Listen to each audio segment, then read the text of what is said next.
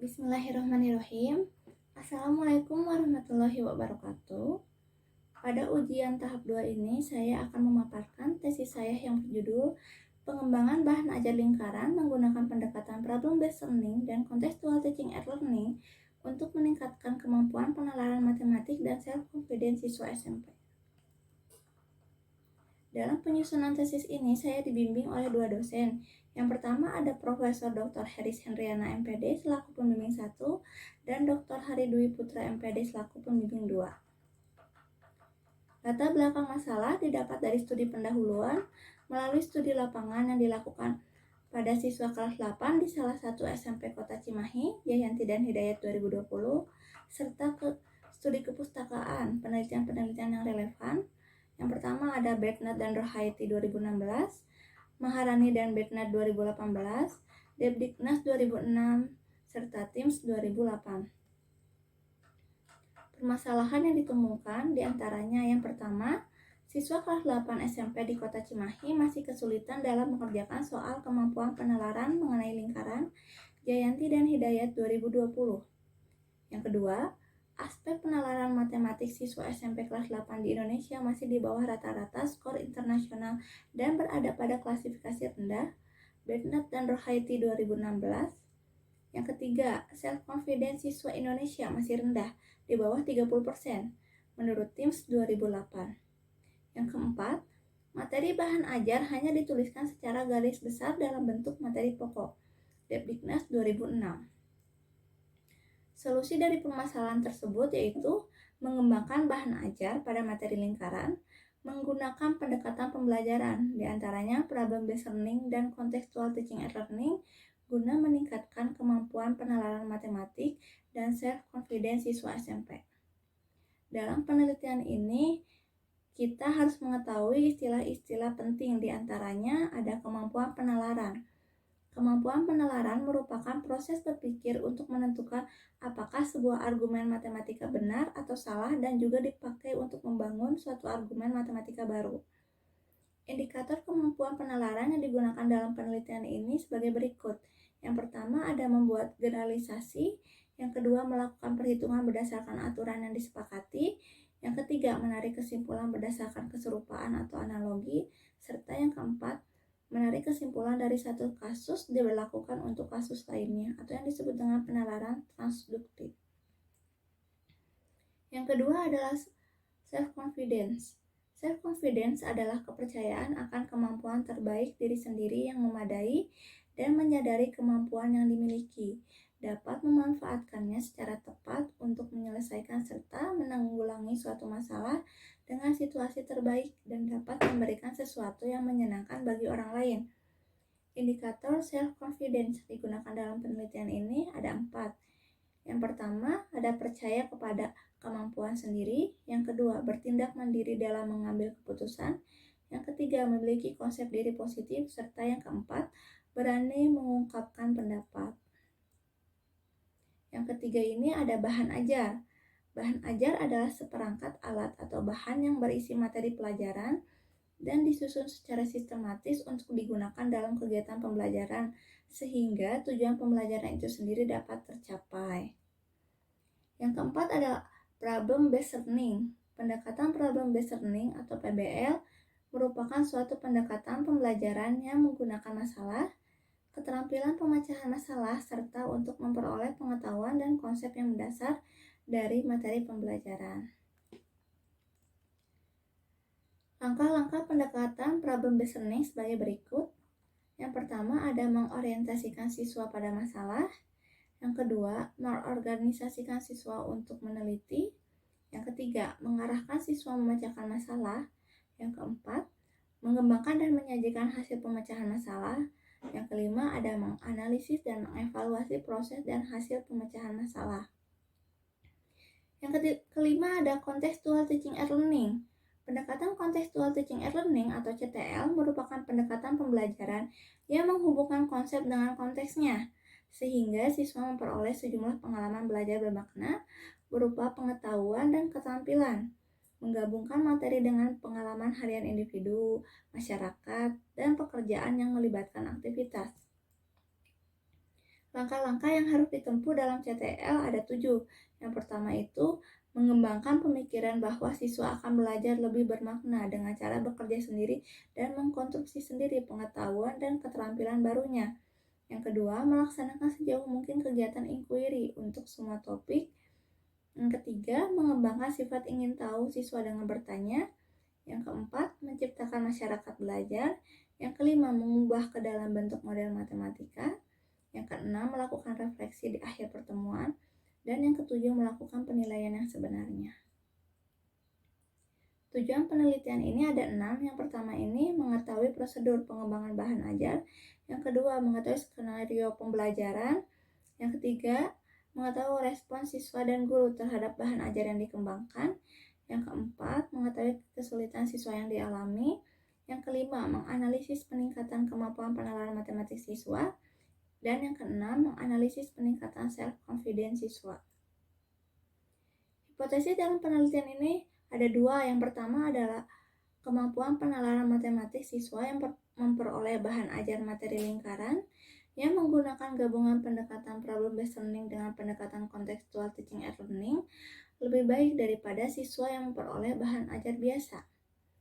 Yang kedua, self-confidence siswa yang memperoleh bahan ajar materi lingkaran yang menggunakan gabungan pendekatan problem-based learning dengan pendekatan contextual teaching and learning lebih baik daripada siswa yang memperoleh bahan ajar biasa.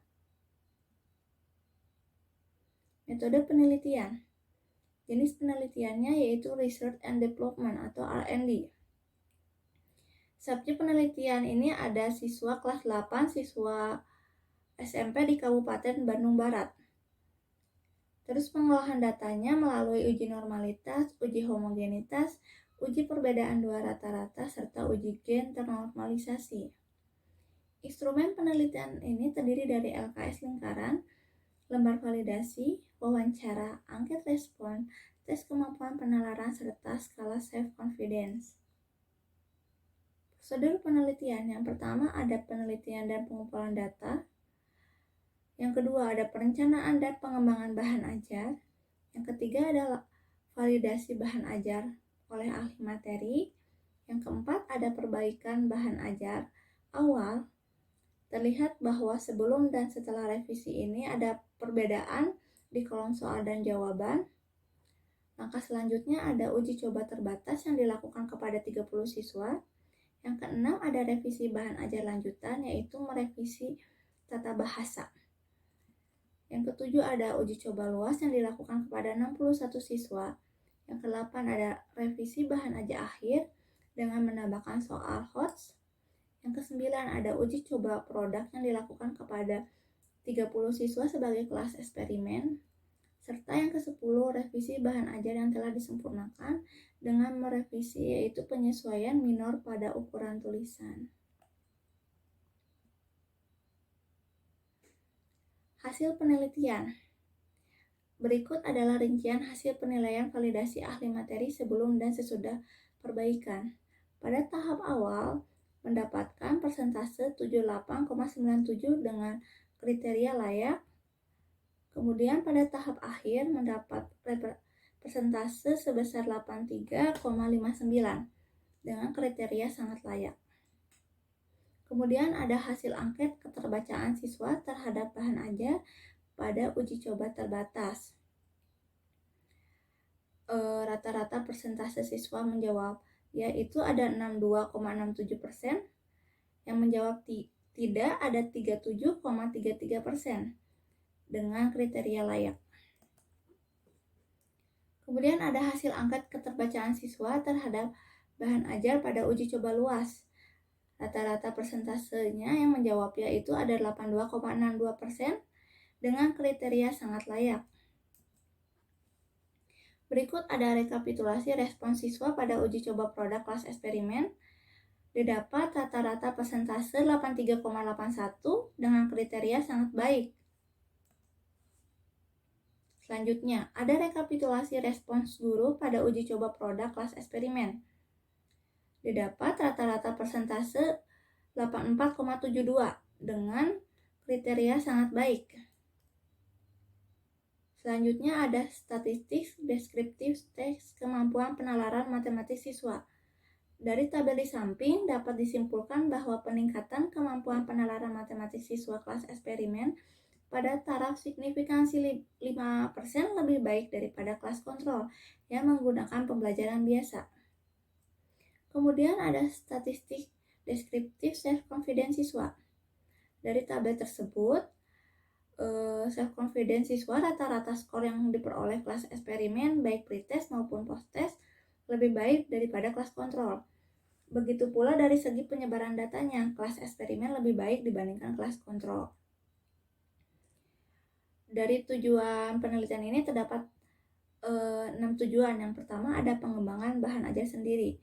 Nah, proses pengembangan bahan ajar terlaksana dengan lancar. Bahan ajar yang dihasilkan sudah melalui tahapan validasi dan pengujian sehingga layak dijadikan bahan ajar untuk pembelajaran formal di sekolah.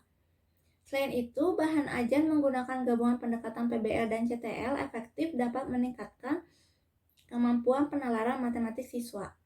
Hal tersebut sejalan dengan penelitian Handayani dan Mandasari 2018 yang mengemukakan bahwa pengembangan lembar kerja siswa LKS berbasis problem based learning memiliki efek potensial terhadap peningkatan kemampuan penalaran matematik siswa. Selain itu, sejalan dengan penelitian Mulbasari dan Surmilasari 2018 yang mengemukakan ada pengaruh yang signifikan bahan ajar berupa LKS yang berbasis contextual teaching and learning terhadap kemampuan penalaran matematik siswa. Yang kedua ada skenario pembelajaran. Pembelajaran dengan bahan ajar yang menggunakan gabungan pendekatan PBL dan CTL dapat meningkatkan kemampuan berpikir siswa serta membuat siswa berperan aktif dalam pembelajaran. Hal ini sejalan dengan penelitian yang dilakukan Falah 2009 yang menyatakan pembelajaran contextual teaching and learning dan pembelajaran problem based learning merupakan model pembelajaran alternatif yang inovatif dan sedang berkembang dapat memberikan kondisi belajar aktif kepada peserta didik. Yang ketiga ada respon siswa dan guru. Respon dari guru maupun siswa dalam kegiatan pembelajaran menggunakan bahan ajar dengan gabungan pendekatan PBL dan CTL mendapat respon positif dan siswa merasa senang dengan adanya pembelajaran tersebut. Hal ini sejalan dengan penelitian yang dilakukan oleh Wahyuni 2017 yang menunjukkan hasil perolehan angket respon siswa diperoleh skor respon dengan kriteria sedang, tinggi, dan sangat tinggi. Berturut-turut adalah 8 siswa, 22 siswa, dan 2 siswa. Sehingga diperoleh respon positif siswa terhadap pembelajaran model PBL pendekatan kontekstual sebesar 75%. Yang keempat adalah kesulitan yang dialami siswa. Kesulitan yang dialami siswa dan guru pada saat pembelajaran dengan menggunakan bahan ajar gabungan pendekatan PBL dan CTL dilihat berdasarkan hasil lembar observasi guru terhadap siswa selama kegiatan pembelajaran berlangsung di kelas eksperimen pada uji coba produk. Ditemukan bahwa implementasi kegiatan pembelajaran berlangsung kurang maksimal karena masih adanya beberapa siswa terkendala melakukan pembelajaran dengan Zoom meeting karena gangguan teknis seperti koneksi internet, karena terdapat beberapa siswa yang rumahnya terletak di kawasan susah sinyal. Kendala tersebut sesuai dengan penelitian yang dilakukan Utami dan Cahyono 2020 mengenai analisis kesulitan belajar matematika secara daring. Adanya kendala secara teknis seperti tidak ada sinyal selalu menjadi hambatan siswa dalam mengikuti kegiatan pembelajaran online. Yang kelima, peningkatan kemampuan penalaran matematik. Hasil pengolahan data menunjukkan bahwa kemampuan penalaran matematika kelas eksperimen meningkat pada taraf signifikansi 5%. Karena pembelajaran menggunakan bahan ajar gabungan pendekatan PBL dan CTL lebih baik daripada yang menggunakan pembelajaran biasa. Pembelajaran dengan bahan ajar menggunakan gabungan pendekatan PBL dan CTL efektif dapat meningkatkan kemampuan penalaran siswa karena gabungan pendekatan PBL dan CTL memudahkan siswa untuk mengaitkan materi dengan kehidupan sehari-hari. Hal ini didukung penelitian yang telah dilakukan sebelumnya oleh Trianto 2009 yang menegaskan bahwa pendekatan kontekstual sangatlah penting digunakan dalam penerapan model PBL. karena dapat membantu guru dan siswa dalam mengaitkan materi pelajaran dengan situasi dunia nyata. Yang keenam, ada peningkatan self-confidence siswa.